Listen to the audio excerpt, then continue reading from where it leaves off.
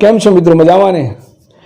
આજે વાત કરીશું આપણે ધોરણ 12 સંસ્કૃત વિષય અને એમાં ગદ્ય નંબર 12 કંકણસ્તુ લોભેન. એની વાર્તા કહું, એની શરૂઆત કરું પહેલાં એટલું અવશ્ય કહીશ કે મિત્રો, સંસ્કૃત સાહિત્ય અંદર બે નીતિશાસ્ત્રી થઈ ગયા. એ બે નીતિશાસ્ત્રીની વાત કરું તમને. કયા કયા નીતિશાસ્ત્રી થઈ ગયા? તો પહેલા થઈ ગયા વિષ્ણુ શર્મા, જેમને લખ્યું પંચતંત્ર, અને બીજા નારાયણ ભટ્ટ, જેમને લખ્યું હિતોપદેશ. આ પંચતંત્ર અને હિતોપદેશ બંને મિત્રો પ્રાણી કથા ઉપર આધારિત આ બંને ગ્રંથો છે.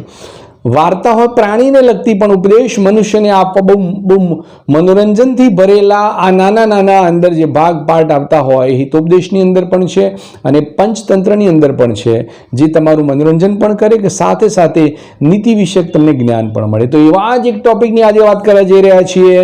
ધોરણ 12 સંસ્કૃત ગદ્ય આપણું ક્યાંથી લેવામાં આવેલું? ગદ્ય લેવામાં આવે નારાયણ ભટ્ટ રચિત હિતોપદેશમાંથી આ નાનકડો અંશ લેવામાં આવેલો છે. કંકણસ્તુ લોભેન, એટલે કે કંકણના લોભે, સોનાનું એક કંકણ છે એના લોભની વાત અહીંયા કરવામાં આવેલી છે.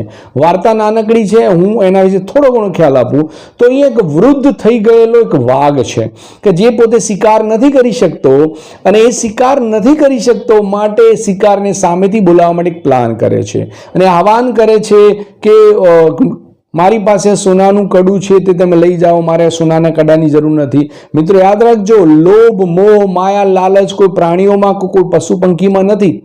આ વાઘની લાલચમાં કોઈ પ્રાણી કે કોઈ અન્ય જીવ નથી આવતો.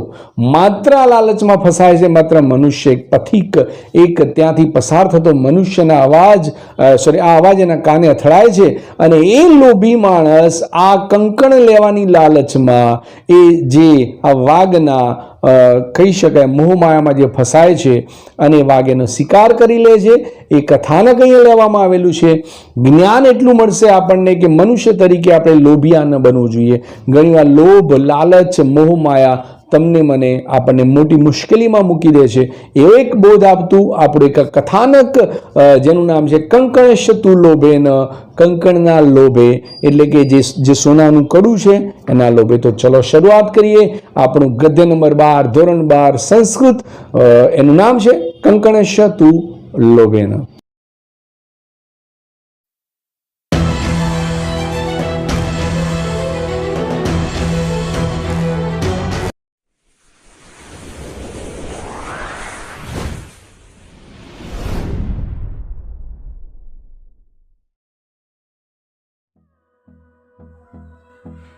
मेरी चैनल को सब्सक्राइब करें और बेल आइकन को टच करें.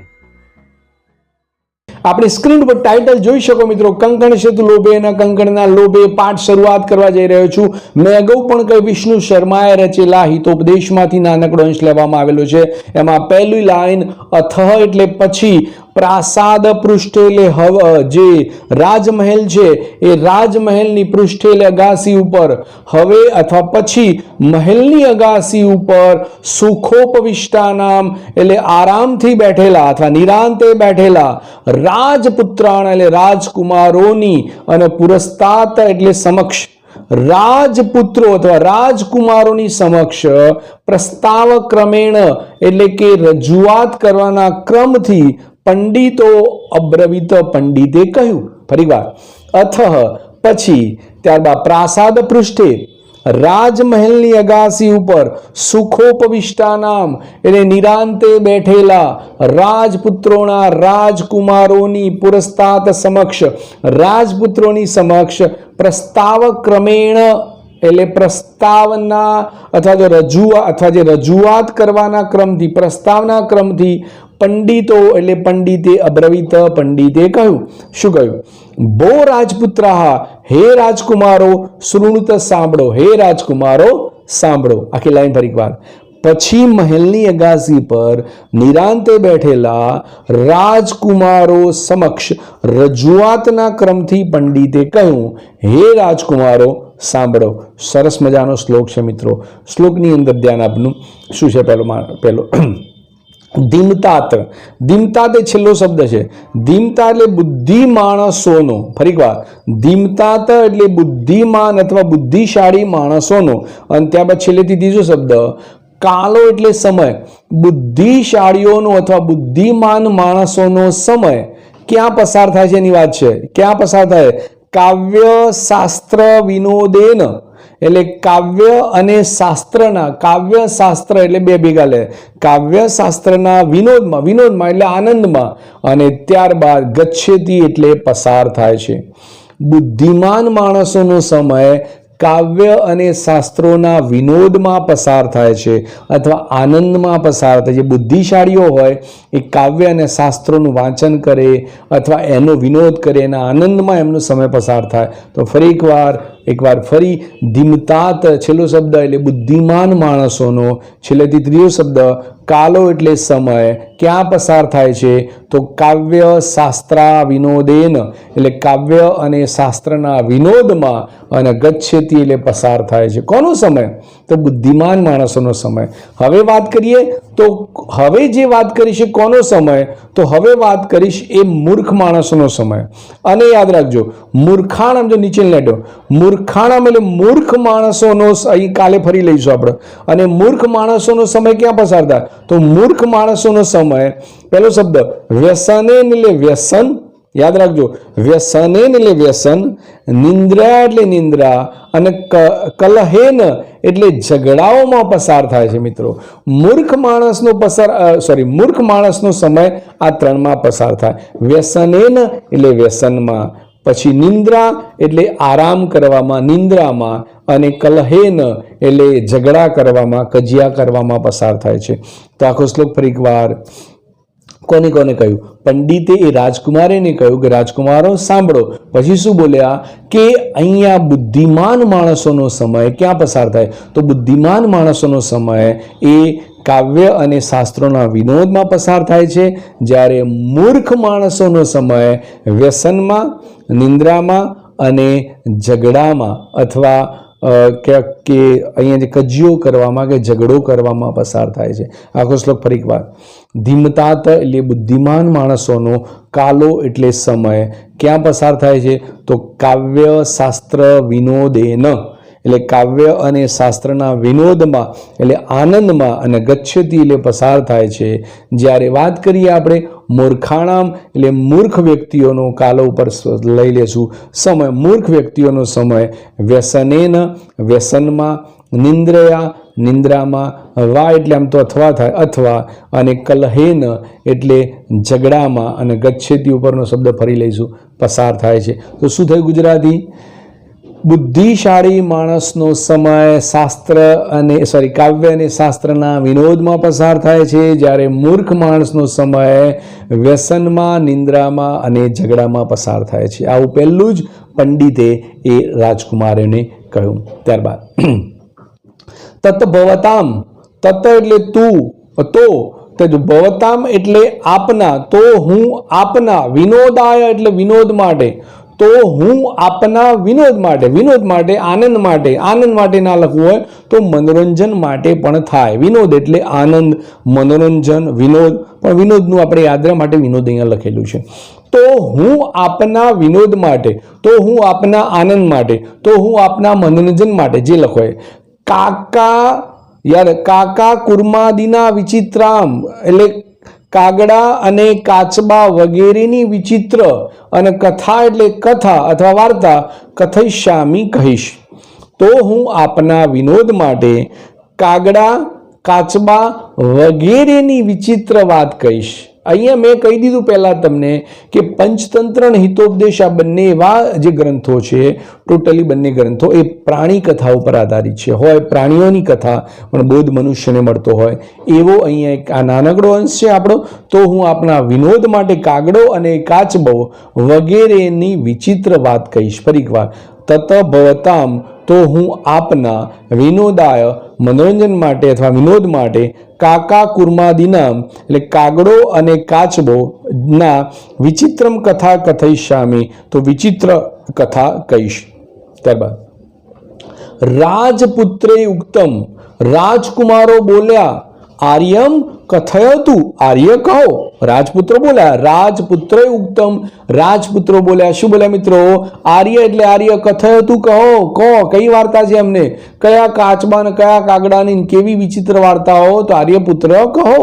ત્યારબાદ પંડિત ઉવાચ, પંડિત બોલ્યા, યાદ રાખજો, પંડિત બોલ્યા, શૃણુત તમે સાંભળો, શૃણુત, શૃણુત એટલે તમે સાંભળો, યુયમ એટલે તમે, યુયમ શૃણુત તમે સાંભળો. ફરી વાર, પંડિત ઉવાચ, પંડિત બોલ્યા, યુયમ શૃણુત તમે સાંભળો, તમે સાંભળો. સંપ્રતિ એટલે આમ તો હમણાં થાય, પણ આપણે લઈશું અત્યારે. સંપ્રતિ એટલે હમણાં, મિત્રલાભ પ્રસ્તુતયતે, મિત્રલાભ પ્રસ્તુત કરું છું. અહીંયા હિતોપદેશની અંદર અલગ અલગ ભાગ છે, એમાંનો એક ભાગ છે મિત્રલાભ. એ મિત્રલાભમાંથી એક આ કથા લેવામાં આવેલી છે. તો હમણાં મિત્રલાભ પ્રસ્તુત કરું છું. તો ફરી સંપ્રતિ એટલે અત્યારે, મિત્રલાભમ એટલે કે મિત્રલાભ, પ્રસ્તુત એટલે પ્રસ્તુત, હમણાં મિત્રલાભ પ્રસ્તુત કરું છું. તત્ર એટલે તેમાં, ઇયમ પ્રથમા કથા, તેમાં આ પ્રથમ કથા છે, તેમાં આ પહેલી કથા છે, તેમાં આ પ્રથમ કથા છે, જે મિત્રલાભની અંદર આ જે કથા છે એની અંદર. એકવાર ફરી, તો આપના વિનોદ માટે કાગડો, કાચબો વગેરેની વિચિત્ર કથા કહીશ. રાજપુત્રોએ કહ્યું, આર્યપુત્ર કહો. પંડિતે કહ્યું, આપ સાંભળો. અત્યારે મિત્રલાભ પ્રસ્તુત કરું છું, તેમાં આ પ્રથમ કથા છે. આવું અહીંયા એ પંડિત દ્વારા રાજકુમારોને કહેવામાં આવ્યું. હવે એક શ્લોક છે મિત્રો, એ શ્લોકની અંદર આખા પાઠનો સાર આ શ્લોકની અંદર છે. ઓકે, તો જોઈએ. કંકણશતુ લોભેન, આપણા પાઠનું ટાઇટલ.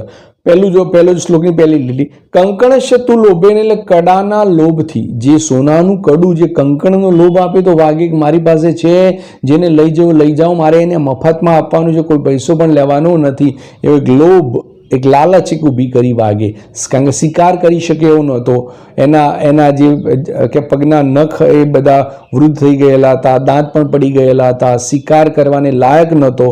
તો એવો વાઘ એક આવી એક સ્કીમ અજમાવે છે કે હું કોઈને બોલાવું આવી લાલચ આપીને, અને લાલચમાં કોણ ફસાય? મનુષ્ય જ ફસાય, અને ફસાયો. તો શું કહેવાય? કંકણશતુ લોભેન એટલે કડાના લોભથી, યાદ રાખજો.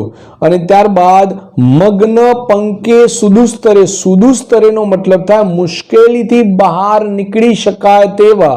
પંકે એટલે કાદવમાં, મગ્ને એટલે ડૂબી ગયેલો અથવા ખૂપી ગયેલો. ફરી વાર, કડાના લોભથી મુશ્કેલીથી બહાર નીકળી શકાય તેવા કાદવમાં ડૂબી ગયેલો. એક આખી લાઈન પૂરી. પહેલો શબ્દ કંકણશતુ લોભેન એટલે કડાના લોભથી અથવા કંકણના લોભથી, અને સુદુસ્તરે છેલ્લો શબ્દ એ મુશ્કેલીથી બહાર નીકળી શકાય તેવા. પંકે એટલે કાદવમાં, અને ત્યારબાદ મગ્ન એટલે ડૂબી ગયેલો અથવા ખૂપી ગયેલો, અને ત્યારબાદ દ્રુધુ વ્યાઘ્રેણ એટલે ગરડા વાગે, સંપ્રાપ્ત એટલે પકડેલો, અને ગરડા વાગે પકડેલો. કોણ? પથિક એટલે મુસાફર. ગરડા વાગે પકડેલો મુસાફર. સુમૃતો યથાહા, એનો મતલબ થાય કે ગરડા વાગે પકડેલો આ મુસાફર જે રીતે મરણ પામ્યો હતો. આખી વાર્તાનો બોધ પહેલા એટલે કહી દીધો કે કડાના લોભથી મુશ્કેલીથી બહાર નીકળી શકાય તેવા કાદવમાં ખૂપી ગયેલો અને ગરડા વાગે પકડેલો મુસાફર જે રીતે મરણ પામ્યો હતો એની વાત તમને હું કહેવા જઈ રહ્યો છું. એનો મતલબ એ થાય. ફરીવાર, કંકણશતુ લોભેન એટલે કંકણના લોભે, ત્યારબાદ સુદુસ્તર એટલે મુશ્કેલીથી બહાર નીકળી શકાય તેવા, ત્યારબાદ પંકે મગ્ન એટલે કાદવમાં ખૂપી ગયેલો અથવા કાદવમાં ડૂબી ગયેલો, અને વૃદ્ધ વ્યાઘ્રેણ સંપ્રાત અને ગરડા વાગે પકડેલો, પથિક એટલે મુસાફર, સમૃતો યથાહા એટલે જે રીતે મરણ પામ્યો હતો. તો અહીંયા બે શ્લોક આવ્યા મિત્રો. પહેલા શ્લોકની અંદર શરૂઆત કરતા પહેલા કહ્યું કે જે બુદ્ધિશાળી માણસનો સમય ક્યાં પસાર થાય છે, અને પછી મૂર્ખ માણસોનો સમય ક્યાં પસાર થાય. બીજા શ્લોકની અંદર જે વાર્તા કહેવાની છે એને લગતી અગાઉથી કહી દીધી કે કડાના લોભથી મુશ્કેલીથી બહાર નીકળી શકાય તેવા કાદવમાં ખૂપી ગયેલો અને ગરડા વાગે પકડેલો મુસાફર જે રીતે મરણ પામ્યો હતો. નેક્સ્ટ મિત્રો, રાજપુત્ર ઊંચું એટલે રાજપુત્રો બોલ્યા, રાજપુત્રો બોલા, કથત એતત એ કેવી રીતે? તમે કહી તો દીધું કે ભાઈ આ લોભથી ના કાદવમાં ડૂબી ગયેલો ને વાગે ને મારીને બધું બરોબર છે, પણ રાજપુત્ર ઊંચું, રાજપુત્રો બોલ્યા એતત અથવા કથમ એતત તે કેવી રીતે? એ તો કોમ ને તે કેવી રીતે આ બન્યું? તો ત્યારબાદ સ અબ્રવીત તે કહેવા લાગ્યો. તે હવે જો વાર્તા કહેશે. હવે કોણ વાર્તા બોલશે? તો પંડિત છે રાજકુમારોની આગળ વાર્તા બોલશે. સ અબ્રવીત તે કહેવા લાગ્યો. શું કહેવા લાગ્યો જોઈએ આપણે. દક્ષિણારણ્ય અસ્તિ એટલે દક્ષિણારણ્ય નામના વનમાં કોણ રહેતું હતું? એક વૃદ્ધ વ્યાઘ્ર અસ્તિ. એક વૃદ્ધ વાઘ રહેતો હતો. દક્ષિણારણ્ય નામના એક વનમાં, એક જંગલમાં, એક અરણ્યમાં એક વૃદ્ધ વાઘ રહેતો હતો. ફરી વાર રાજપુત્ર ઊંચું રાજપુત્રો બોલ્યા એતત કથમ તે કેવી રીતે? સ અબ્રવીત તે કહેવા લાગ્યો. દક્ષિણારણ્ય એટલે દક્ષિણારણ્ય નામના વનમાં એક વૃદ્ધ વાઘ અસ્તિ. એક વૃદ્ધ વાઘ રહેતો હતો. સહ એટલે તે કેવો હતો મિત્રો? તે વૃદ્ધ વાઘ કેવો હતો? તો સહ એટલે તે સ્નાતઃ એટલે સ્નાન કરેલો. તે સ્નાન કરેલો અને ત્યારબાદ કુશલ હસ્ત હાથમાં દર્ભવાળો. તે સ્નાન કરેલો અને કુશલ હસ્તો હાથમાં દર્ભવાળો. સરોવર સરહસ તીરે એટલે સરોવરના કિનારે અને બ્રુતે એટલે બોલતો હતો. આ વાઘ તો ખરો વૃદ્ધ વાઘ, પણ શું હતો? તો ફરી વાર સહ એટલે તે સ્નાતઃ સ્નાન કરેલો અને કુશલ હસ્તો એટલે હાથમાં દર્ભવાળો. સરસ તીરે સરોવરના કિનારે બ્રુતે બોલતો હતો. શું બોલતો હતો? ભો ભો પાંથાહા. ભો ભો એટલે અરે ઓ મુસાફરો. પાંથા એટલે મુસાફરો. અરે ઓ મુસાફરો, ઇદમ સુવર્ણ કંકણમ ગૃહતામ. આ સોનાનું કડું લઈ લો. આ સોનાનું કંકણ લઈ જાઓ, મારે નથી જોઈતું એમ. ઇદમ આ સુવર્ણ કંકણમ સોનાનું કંકણ, સોનાનું કડું ગૃહતામ લઈ જાઓ. અને ત્યારબાદ તતઃ પછી લોભાકૃષ્ટેન લોભથી આકર્ષાયેલો. કોણ? કેનચિત પાંથેન એટલે કોઈક મુસાફરે. કારણ કે આનાથી કોઈ પશુ પંખી પ્રાણી તો કોઈ લાલચમાં આવવાનું નથી. લોભ મોહ માયા કોને છે? માત્ર મનુષ્યને જ છે. તો સ્વાભાવિક છે કે મનુષ્ય ફસાવાનો છે આમાં. તો ફરી વાર ભો ભો પાંથા, અરે ઓ મુસાફરો, ઈદમ સુવર્ણ કંકણમ ગૃહતામાં સોનાનું કડું લઈ લો. તતઃ પછી લોભાકૃષ્ટેન લોભથી આકર્ષાઈને, યાદ રાખજો, લોભથી આકર્ષાયેલો અને કેન ચિત્ત પાંથેન કોઈક મુસાફરે આલોચિતમ એટલે વિચાર્યું. કોઈ એક મુસાફરે વિચાર્યું. ત્યાંથી નીકળો કોઈ મુસાફર અને વિચાર્યું. શું વિચાર્યું? યત એટલે કે, ભાગ્યેને એટલે નસીબ જોગે. આવું તો સાલું નસીબમાં જ આપણને મળે કે કોઈ એમ કે આ સોનાનું કડું લઈ લો, તું લઈ લો. તો શું કે ભાગ્યેને એટલે નસીબ જોગે અને એતત સંભવતી આ શક્ય બને છે. નસીબ જોગે જ આ શક્ય બને છે કે મારું નીકળવું અને આનું વાઘનું કેવું કે સોનાનું કંકણ લઈ લો, મારે શું કામનું? તો કદાચ મારા નસીબમાં લખ્યું હતું. તો શું બોલ્યો? ફરી વાર ભો ભો પાંથા, અરે મુસાફરો, ઇદમ સુવર્ણ કંકણ ગૃહતામાં સોનાનું કંકણ લઈ જાઓ. તથા લોભાકૃષ્ટેન તેથી લોભથી આકર્ષાયેલો, કેન ચિત્ત પાંથેન કોઈ મુસાફરે આલોચિતમ વિચાર્યું. યત એટલે કે ભાગ્યેન, એનું મેં તમને ગુજરાતી કહે નસીબ જોગે, એતત સંભવતી આ સંભવ બને છે અથવા શક્ય બને. નસીબ જોગે આ શક્ય બને છે. પછી ત્યારબાદ એટલે અહીંયા વાત કરી ત્યારબાદ પણ અહીં શું? કિંતુ એટલે પરંતુ. એના મનમાં એક શંકા જાગી કે આ બધું નસીબ જોગે શક્ય બને. કિંતુ એક વિચાર આવ્યો. કિંતુ એટલે પરંતુ.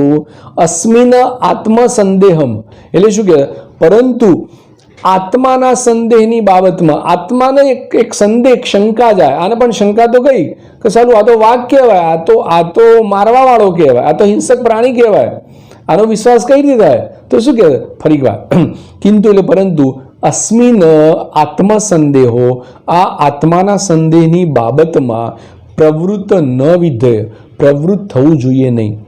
પરંતુ આ આત્માના સંદેહની બાબતમાં પ્રવૃત્ત થવું જોઈએ નહીં. એને શંકા તો ગઈ કે ના જવાય, સાલું ના જવાય એમ.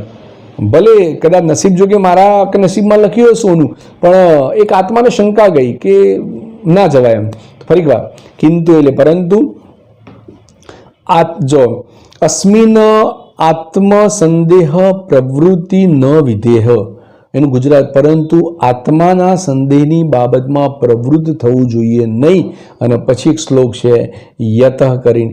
યત એટલે કારણ કે કેમ પ્રવૃત્ત ના થવું જોઈએ મિત્રો, કેમ પ્રવૃત્ત ના થવું જોઈએ એ વાત કરી છે આ શ્લોકની અંદર. શ્લોકની વાત કરીએ આપણે.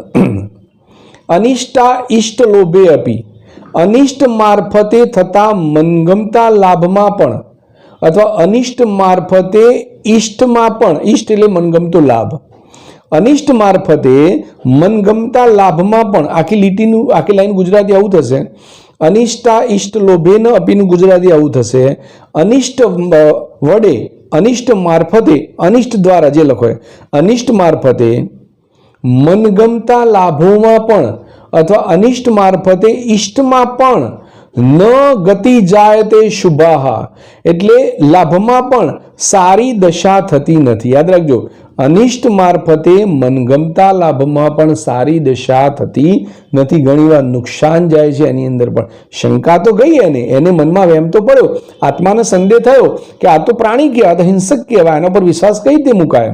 તો અનિષ્ટા ઈષ્ટ લોભે ન અપીનું ગુજરાતી થાય, અનિષ્ટ મારફતે થતા મનગમતા લાભમાં પણ ન ગતિ જાય તે શુભા, એટલે સારી દશા થતી નથી. અનિષ્ટ મારફતે થતા મનગમતા લાભમાં પણ સારી દશા પ્રાપ્ત થતી નથી. ત્યારબાદ નીચેની લાઈનની અંદર આવી જાઓ. હવે વાત કરે છે યહ એટલે જેમાં વિષ સંસર્ગ, જેમાં ઝેરનો સંસર્ગ છે. ઝેર તમને ખ્યાલ છે, ઝેર પીવાથી માણસ મૃત્યુ પામે, એનું અહીંયા શું, જેમાં ઝેરનો સંસર્ગ છે તેવું અમૃતમ એટલે અમૃત પણ, જેમાં ઝેરનો સંસર્ગ છે તેવું અમૃત પણ, અને મૃત્યુમ એવ એટલે મૃત્યુ માટે, અને ત્યારબાદ તદપી એટલે મૃત્યુ માટે કારણભૂત બની શકે છે. મૃત્યુ માટે કારણભૂત બની શકે, જેમાં ઝેરનો સંસર્ગ છે તે અમૃત પણ મૃત્યુ માટે કારણ બની શકે, નિમિત્ત બની શકે છે. મિત્રો, મૃત્યુ માટેનું કારણ કદાચ એ બની શકે. એ કદાચ અમૃતમાં, હું અહીં જો એક શબ્દ કેવો આવ્યો ખબર છે, જો અનિષ્ટ મારફતે મનગમતા લાભમાં પણ સારી દશા પ્રાપ્ત થતી નથી. મિત્રો, જેમાં ઝેરનો સંસર્ગ છે એવું અમૃત પણ મૃત્યુ માટે કારણરૂપ બને છે. નીચે લાઈન એકવાર ફરી, યત્રા એટલે જેમાં, વિષમ સંસર્ગે જેમાં ઝેરનો સંસર્ગ છે તેવું અમૃતમ અપી અમૃત પણ મૃત્યુમેવ એટલે મોતનું કારણ બની શકે છે. મોતનું અથવા મોતના કારણરૂપ બને છે. શું?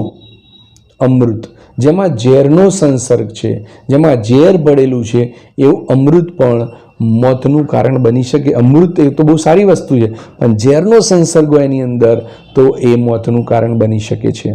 ઓકે, તો ફરી એકવાર આખા શ્લોકનું ગુજરાતી. અનિષ્ટ મારફતે થતા મનગમતના લાભમાં પણ સારી દશા થતી નથી, સારી દશા પ્રાપ્ત થતી નથી. જેમાં ઝેરનો સંસર્ગ છે એવું અમૃત પણ મનુષ્ય માટે અથવા કહેવાય મૃત્યુ માટે કારણભૂત અથવા કારણરૂપ બને છે. આ થયો શ્લોક આપણો. ત્યારબાદ કિંતુ એટલે પરંતુ, પાછો એના મનમાં એમ થાય કે એક બાજુ લઉં એક બાજુ ના લઉં. પહેલા એમ કહ્યું કે સાલું આ તો નસીબ જો કે શક્ય બને, પણ આત્માના સંધિની બાબતે પ્રભુ સૌ કે સારું ને એનું કારણ આપ્યું. કારણ કે જે અમૃતમાં કદાચ ઝેરનો સંસર્ગ હોય એવું અમૃત પણ મોત માટે કારણ બની શકે છે. એટલા માટે કિંતુ એટલે પરંતુ, સર્વત્ર અર્થાજન પ્રવૃત્તા, પરંતુ પૈસા કમાની પ્રવૃત્તિમાં, સર્વત્ર એટલે બધે જ, પરંતુ અર્થ યાદ રાખજો, અર્થાર્જન પ્રવૃત્તામાં, પૈસો કમાવાની પ્રવૃત્તિમાં, સર્વત્ર એટલે બધે, સંદેહ એટલે પરંતુ, પૈસા કમાવાની પ્રવૃત્તિમાં બધે, સંદેહ એટલે જોખમ તો એટલે જ હોય જ છે, પરંતુ પૈસો કમાવાની પ્રવૃત્તિમાં જોખમ બધે જ હોય છે, અથવા બધે જોખમ હોય જ છે. હોય તો ખરું જોખમ, જોખમ વગર કંઈ નથી. એને એક બાજુ એ વિચાર્યું કે સાલું આમ જવું, પણ એક બાજુ એ કે જોખમ હું લઈશ, એની પાસે જવાનું જોખમ લઈશ તો કદાચ સોનાનું કંકણ મળી પણ જાય. બે બાજુ છે, તો જવું ના જવું એના એક બાજુ ના જવાનું વિચાર આવ્યો, પણ એક બાજુ શું કે કિંતુ એટલે પરંતુ, સર્વત્ર એટલે બધે, અર્થાજન પ્રવૃત્તો એટલે પૈસા કમાવાની પ્રવૃત્તિમાં, સર્વત્ર એટલે બધે સંદેહ જોખમ હોય જ છે.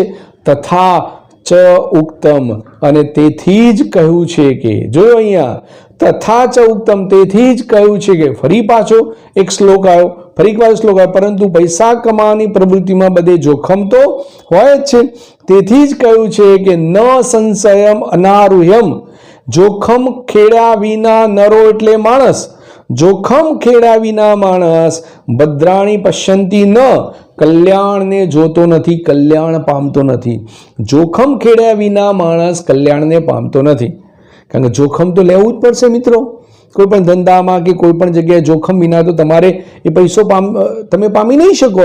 એટલા માટે ફરી કહે છે, પરંતુ પૈસો કમાવાની પ્રવૃત્તિમાં બધે જોખમ તો હોય જ છે.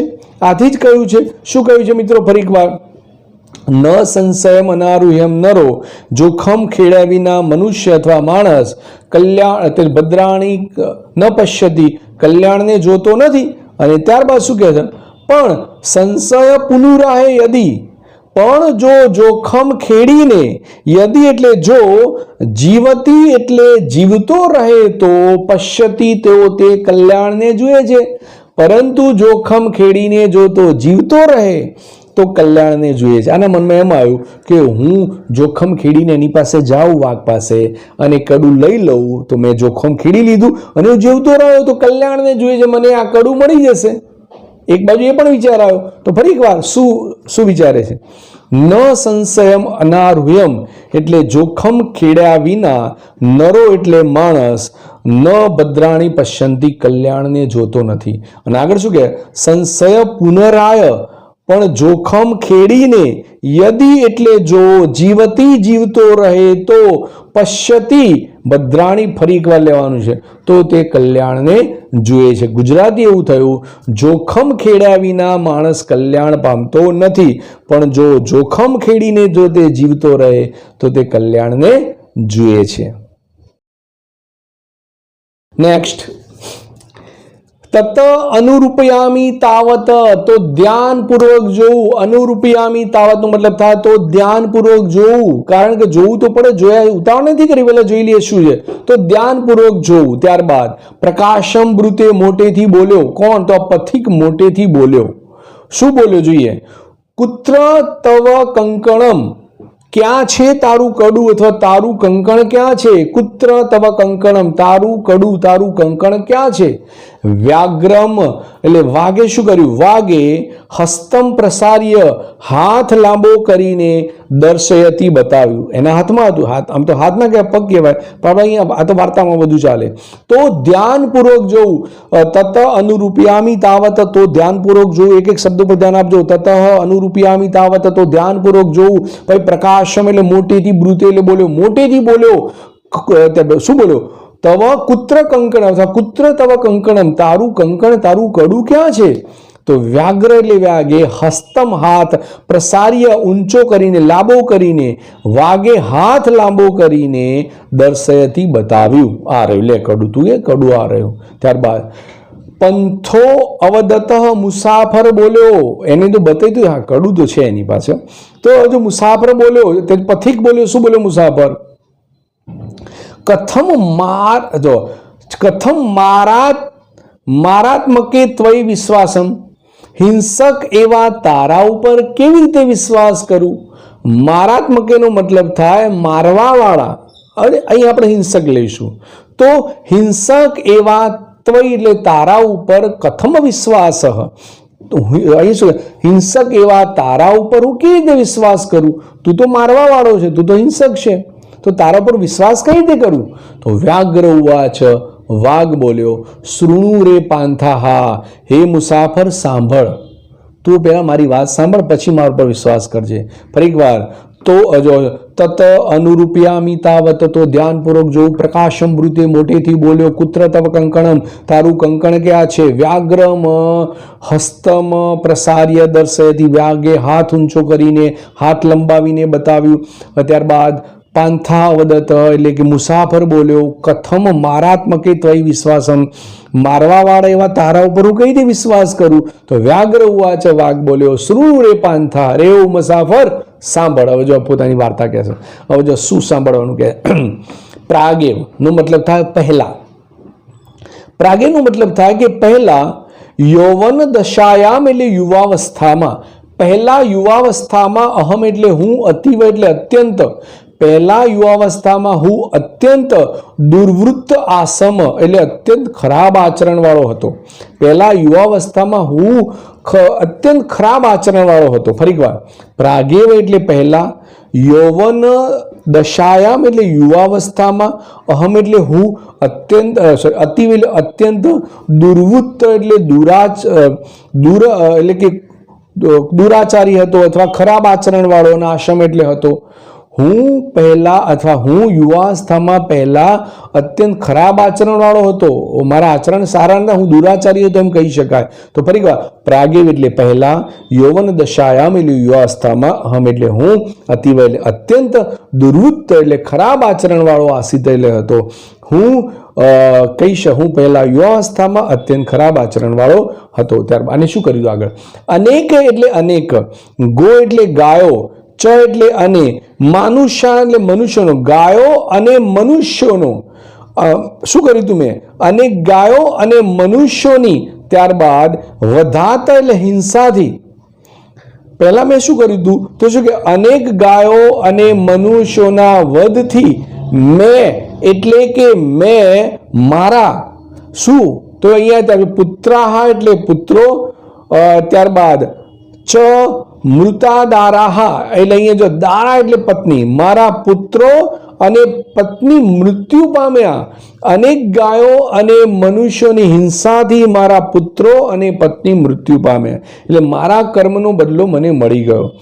મેં દુરાચાર કર્યા, મેં ખરાબ આચરણ કર્યા, મેં અનેક ગાયોને મારી, મેં અનેક મનુષ્યોને માર્યા, જેનાથી મારા પુત્રો અને મારી પત્ની પણ મૃત્યુ પામ્યા. તો ફરી એકવાર, અનેક ગો મનુષ્યાણામ વધાત, અને ગાયો અને મનુષ્યના વધથી, મેં એટલે મારા, પુત્ર એટલે પુત્રો, ચ એટલે અને, દારા એટલે પત્ની, મૃતા એટલે મૃત્યુ પામ્યા.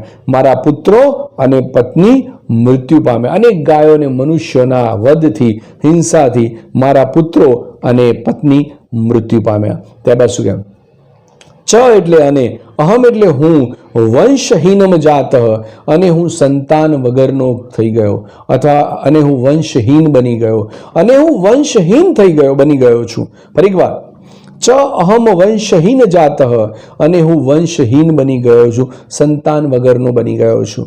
અને ત્યારબાદ તત પછી, કેનચિત ધાર્મિકેણ, અને પછી કોઈ ધાર્મિક પુરુષે, કોઈ કદાચ ધર્મનિષ્ઠ માણસ હશે તો શું કહે?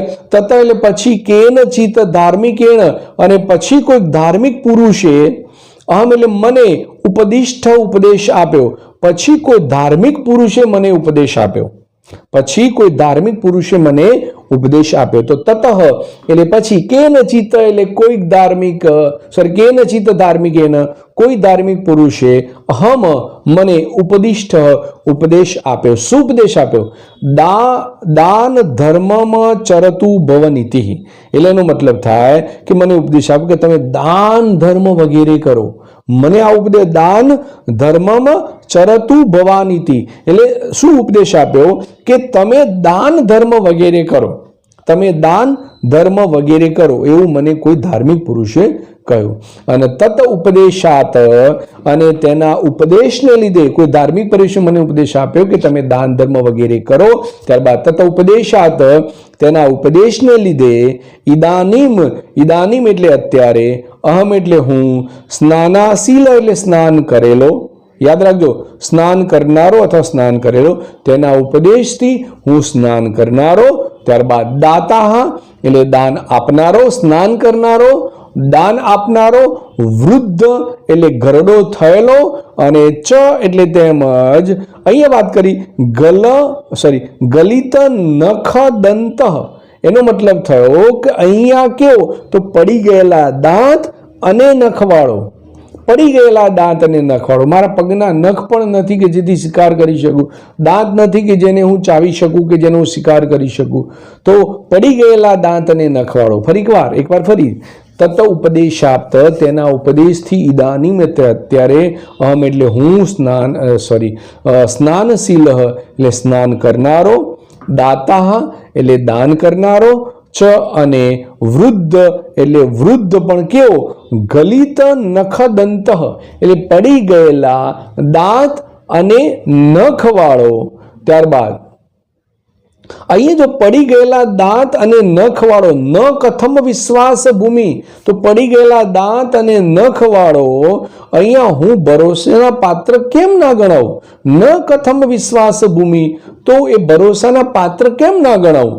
કારણ કે મને કોઈ ધાર્મિક પુરુષે ઉપદેશ આપે કે તમે દાન કરો, તો મારે દાન કરવું છે. આ જે સોનાનું કંકણ મારે આપી દેવું છે, દાન કરવું છે.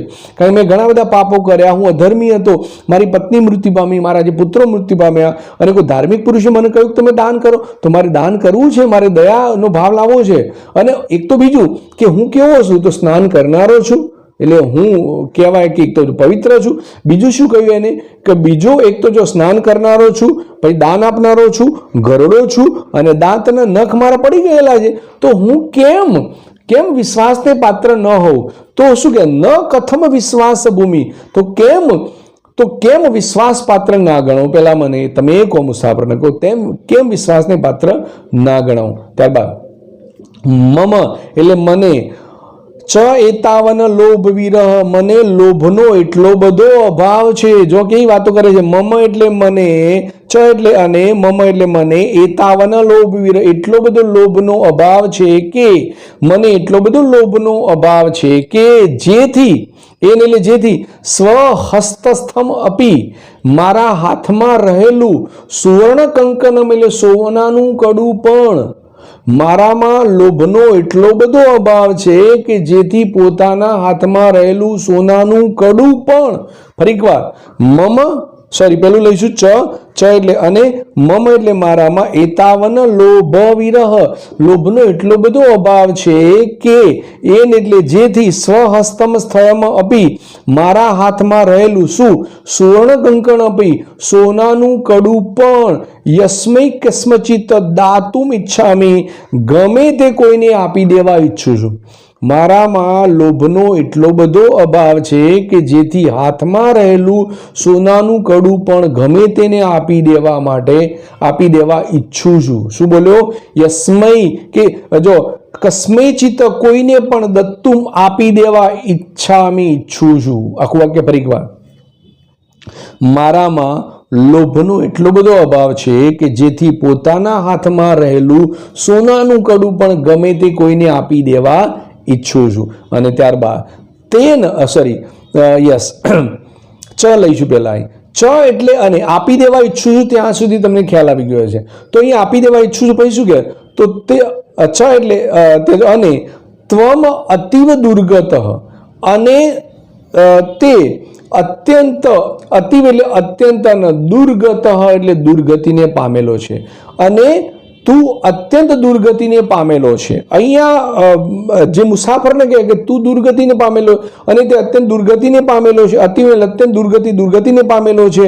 અને ત્યારબાદ તેને એટલે તેથી, તતુભ્યમ એટલે તેથી, તે તને, દાતુમ એટલે આપવા, અને ત્યારબાદ સપ્રયત્નમ એટલે હું પ્રયત્ન કરું છું, અને તેથી તે તને આપવા હું પ્રયત્ન કરું છું, કારણ કે તું દુર્ગતિ પામેલો મને લાગે છે. તો ફરી વાર, તેને એટલે તેથી, તતુભ્યમ દાતુમ તને આપવા માટે, સપ્રયત્નમ હું પ્રયત્ન કરું છું.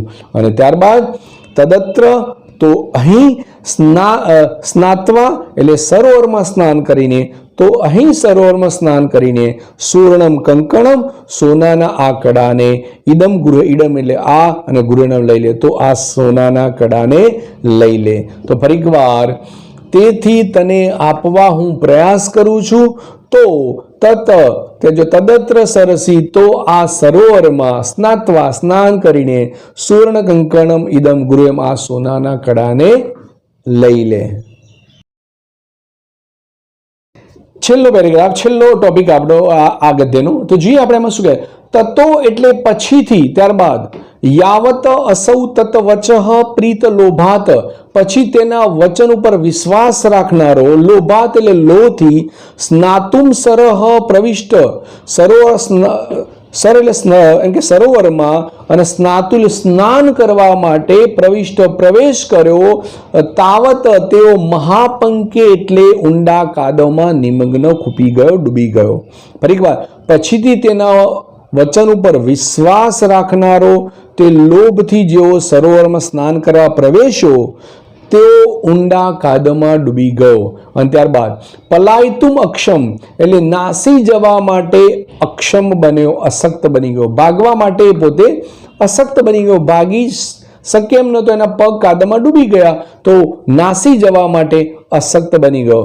તમ એટલે તેને, પંક એટલે કાદવમાં, પતિતમ દ્રષ્ટવા પડેલો જોઈને, તેને કાદવમાં પડેલો જોઈને વ્યાઘ્ર અવદત વાઘ કહેવા લાગ્યો. તેને કાદવમાં પડેલો જોઈને વાઘ કહેવા લાગ્યો, અહહ અરે રે મહાપંકે પતિતોસ્મિ, તું તો કાદવમાં ડૂબી ગયો છે. અતઃ આથી ત્વમ અહમ ઉભયામી, આથી હું તને ઊભો કરું છું. તું તો ઊંડા કાદવમાં ડૂબી ગયો તો આથી હું તને ઊભો કરું છું. આથી ત્વામ એટલે તને, અહમ એટલે હું, ઉત્થપયામી હું ઊભો કરું છું. ફરી એક વાર બે લાઈન. પછીથી તેના વચન ઉપર વિશ્વાસ રાખનારો તે લોભથી જેઓ સરોવરમાં સ્નાન કરવા પ્રવેશ્યો તેઓ ઊંડા કાદવમાં ડૂબી ગયો અને નાસી જવા માટે અશક્ત બની ગયો. અને કાદવમાં ડૂબી ગયેલા તેને જોઈને વાઘ કહેવા લાગ્યો, અરે રે તું તો ઊંડા કાદવમાં પડી ગયો છે, એથી હું તને ઊભો કરું. આટલું બોલ્યું. ત્યારબાદ ઇતિ ઉક્તવા એમ કહીને શનૈ શનૈ, બે વાર શબ્દ આવ્યો. શનૈ શનૈ એટલે ધીરે ધીરે. ત્યારબાદ ઉપગમ્ય તેન વ્યાઘ્રેણ એટલે તેની પાસે જઈને તે વાગે. એમ કહીને ધીરે ધીરે તેની પાસે જઈને વાગે. ધ્રુત સ પાંથો ચિંતયત એટલે વાગે તેને પકડી લીધેલો મુસાફર વિચારવા લાગ્યો. તેને વ્યાઘ્રે ધ્રુત તે વાગે પકડેલો, સહપાંથે તે મુસાફર, અને ચિંતયત વિચાર કરવા લાગ્યો. ફરી વાર છેલ્લી લાઈન. ઇતિ ઉક્તવા એમ કહીને શનૈ શનૈ ધીરે ધીરે ઉપગમ્ય પાસે જઈને તેન વ્યાઘ્રેણ તે વાગે, ધ્રુત્વ એટલે વાગે પકડેલો, તે વાગે પકડી લીધેલો, અને પાંથ એટલે મુસાફર, ચિંતયત એટલે વિચાર કરવા લાગ્યો. તે મુસાફર વિચાર કરવા લાગ્યો. શું વિચાર કરવા લાગ્યો? એ શ્લોક એ આપણો આ પાઠનો બોધ, શું સાર મળે છે આ શ્લોકમાંથી એની વાત કરીએ આપણે. ન ધર્મશાસ્ત્ર, અહીંયા જો ન ધર્મશાસ્ત્ર એટલે પેલું ધર્મશાસ્ત્ર, ધર્મશાસ્ત્ર ભણે છે તે કૌંસમાં વિશ્વાસનું, અને ન કારણમ કારણ નથી. ધર્મશાસ્ત્ર ભણે છે તે કૌંસમાં વિશ્વાસનું કારણ નથી. અને ત્યારબાદ વેદ અધ્યયનમ ન ચ અપી એટલે વેદોનું અધ્યયન કરે છે તે પણ વિશ્વાસનું કારણ નથી. આ બે કઈ વિશ્વાસ કરવાના કારણ, ધર્મશાસ્ત્ર ભણે છે તે વિશ્વાસ કરવાનું કારણ નથી, અને વેદનું અધ્યયન કરે છે તે વિશ્વાસ કરવાનું કારણ નથી. બે લાઈનમાં આવું થાય. ફરી એકવાર ધર્મશાસ્ત્ર પઠતીતિ ન કારણમ એટલે એનું મતલબ ધર્મશાસ્ત્ર એટલે ધર્મશાસ્ત્ર પઠતીતિ એટલે ભણે છે. ત્યારબાદ વિશ્વાસનું ન કારણમ તે વિશ્વાસનું કારણ નથી. ફરી એકવાર ધર્મશાસ્ત્ર ભણે છે તે વિશ્વાસનું કારણ નથી. બીજું કયું વિશ્વાસનું કારણ નથી? તો વેદ અધ્યયનમ એટલે વેદનું અધ્યયન કરે છે તે પણ શું? તે પણ વિશ્વાસનું કારણ નથી. ધર્મશાસ્ત્ર ભણે છે એ પણ વિશ્વાસનું કારણ નથી, અને જે અધ્યયન કરે છે એ પણ વિશ્વાસનું કારણ નથી. ત્યારબાદ શું કહે છે આગળ? અહીંયા વાત કરી યથા એટલે જેમ, અને વાત કરવામાં ગવામ એટલે ગાયનું, અને પય એટલે દૂધ. જેમ ગાયનું દૂધ, આ ખાસ સમજ શ્લોક આપણને શું બોધાવે? જેમ ગાયનું દૂધ, અને પ્રકૃત્યા એટલે કુદરતી રીતે, અને મધુરમ એટલે મીઠું હોય છે.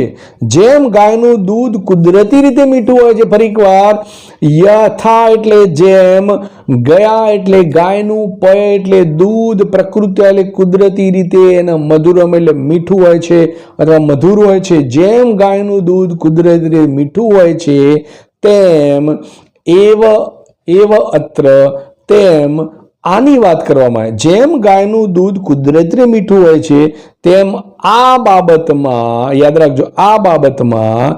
ત્યારબાદ કોણ? અહીંયા યાદ રાખજો, પણ કોનો સ્વભાવ? તો આ બાબતમાં.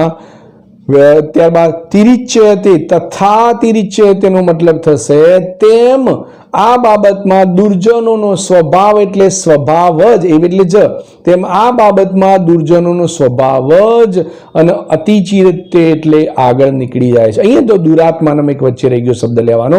ફરી એકવાર ફરી તેમ છતાં તો શ્લોક ફરી એકવાર.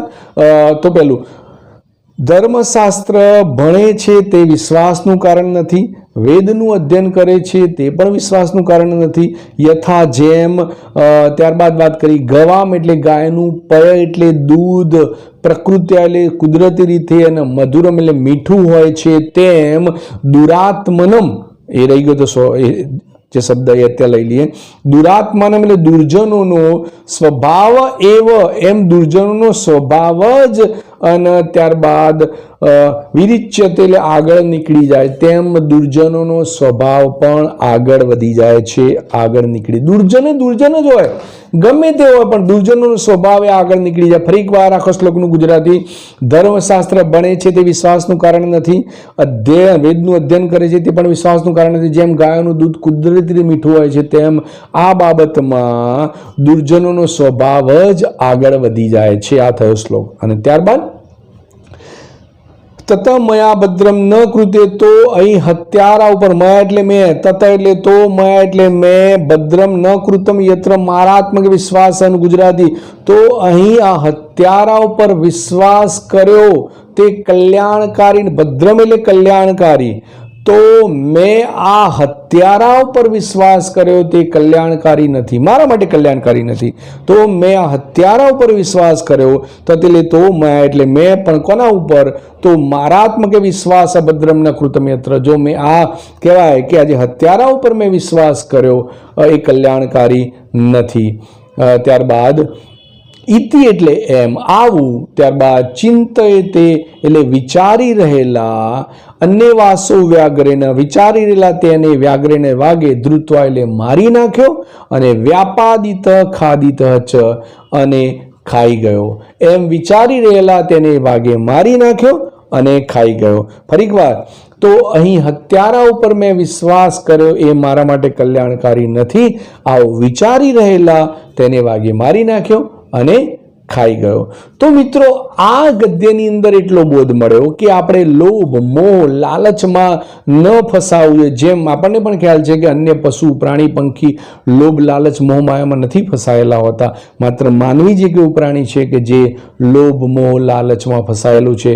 અને લોભ, મોહનું પરિણામ શું હોઈ શકે એનો બોધ આપણું આ ગદ્ય કંકણશતુ લોભેન, કંકણના લોભે, એમાં એક મુસાફર અને એક ગરડા વાઘની વાત છે, જે સરસ મજાનો આપણને બોધ આપી ગયું. તો આ આપણું ગદ્ય નંબર 12 કંકણશતુ લોભેન અહીંયા આપણે પૂરું કરીએ છીએ.